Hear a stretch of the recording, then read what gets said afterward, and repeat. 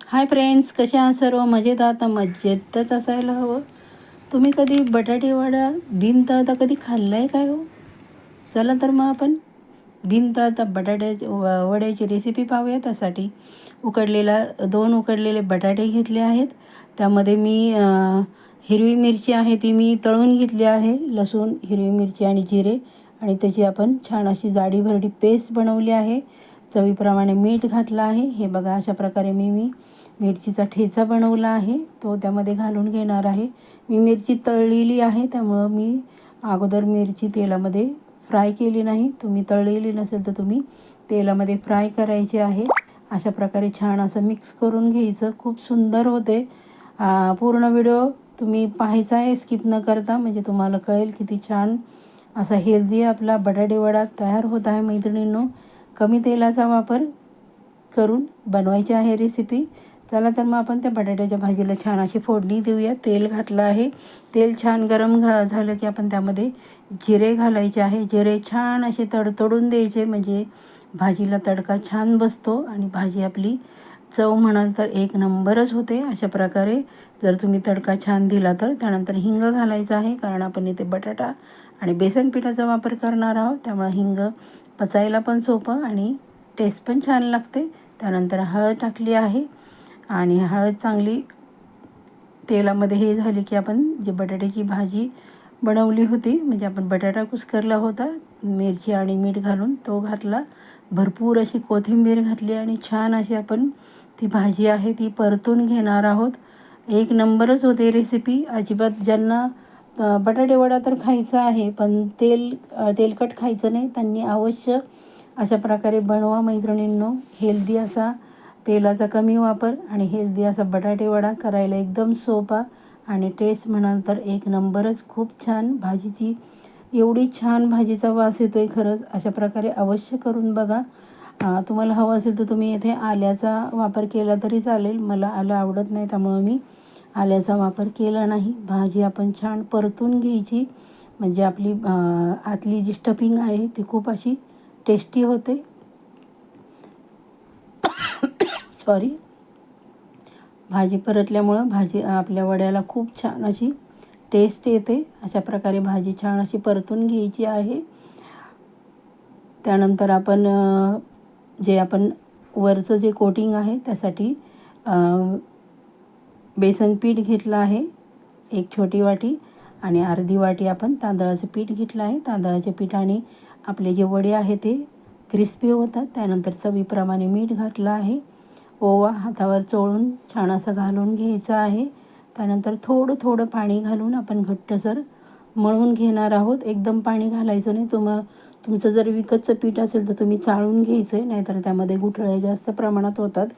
माझं हे घरचं दळलेलं पीठ आहे, त्यामुळं त्यामध्ये गाठी गुठळ्या जास्त प्रमाणात होत नाही. त्यामुळं थोडं थोडं पाणी घालून मिक्स करायचं आहे. आपण येथे छान असा मिश्रण तयार करत आहोत. इथे आपण अजिबात सोड्याचा वापर करणार नाही, कारण पीठ आहे ते आपण खूप छान असं फेटून घेणार आहोत.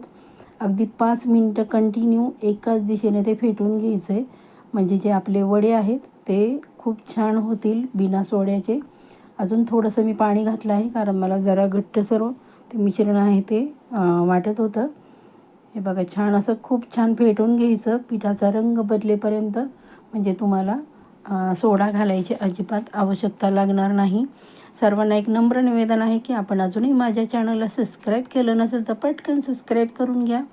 बाजूचं जे बेल आयकॉन आहे ते प्रेस करायला अजिबात विसरायचं नाही, जेणेकरून प्रत्येक येणाऱ्या नवीन व्हिडिओचं नोटिफिकेशन तुमच्यापर्यंत सगळ्यात अगोदर पोहोचेल आणि तुम्ही छान छान अशा नवीन नवीन रेसिपीचा आस्वाद घ्याल.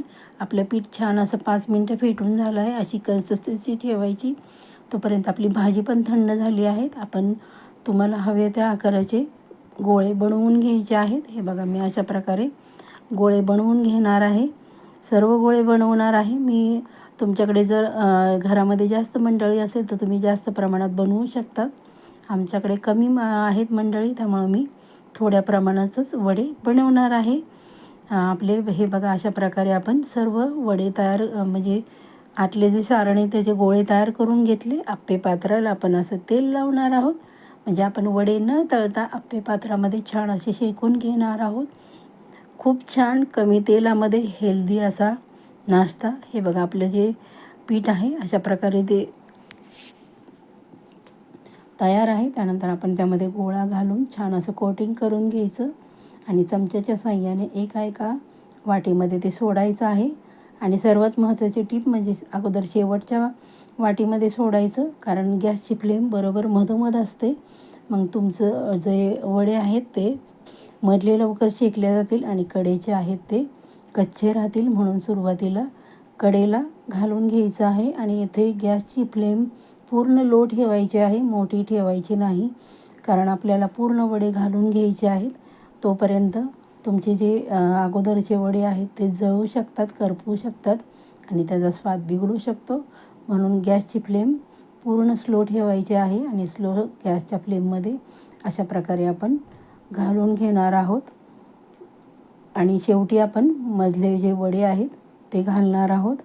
हे बघा अशा प्रकारे मी वडे बनवले आहेत. माझं थोडंसं पीठ शिल्लक राहिलं आहे, म्हणजे जे आपलं स्लरी आहे ती, त्यामध्ये मी एक कांदा चिरून घालणार आहे आणि त्याच मिश्रणामध्ये आपण आप्पे पात्रामध्येच कांद्याची भजी पण बनवणार आहोत. मैत्रिणींनो, एकदम छान नवीन रेसिपी जी तुम्ही कधीही पाहिली नसेल अशी.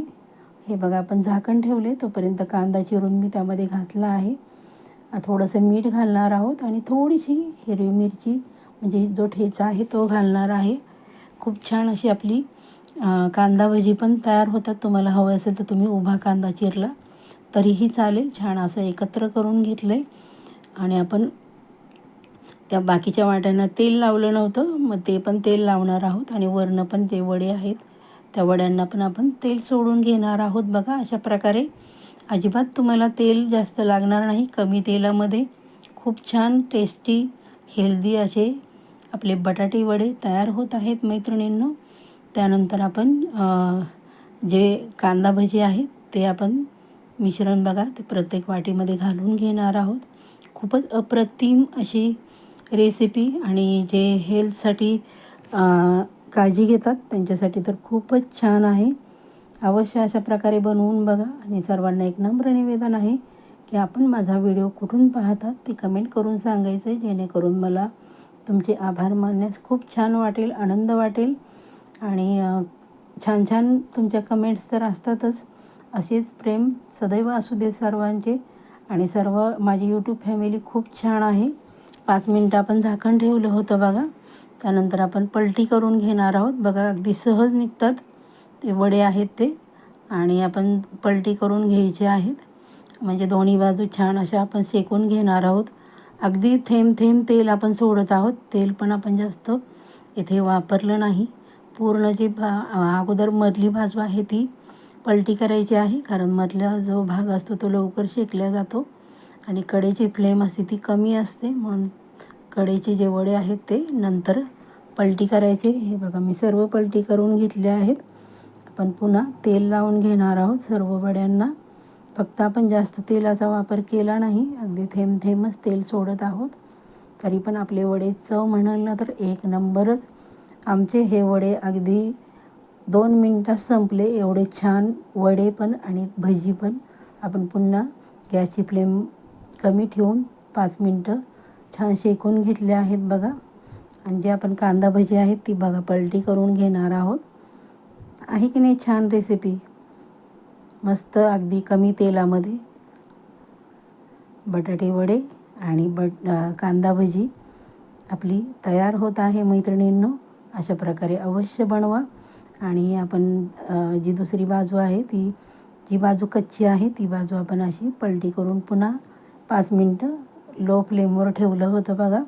आपले वडे तयार झाले आहेत मैत्रिणींनो. दोन्ही बाजू छान अशा शेकल्या गेल्या आहेत आणि रंग म्हणाल तर बघा किती अप्रतिम आला आहे. आणि चवसुद्धा अगदी छान, खूप छान असा न तळता बटाटे वडे ही रेसिपी मैत्रिणींनो तुमच्यासाठी आणली आहे. हे बघा किती सुंदर झाला आहे आपला बटाटे वडा.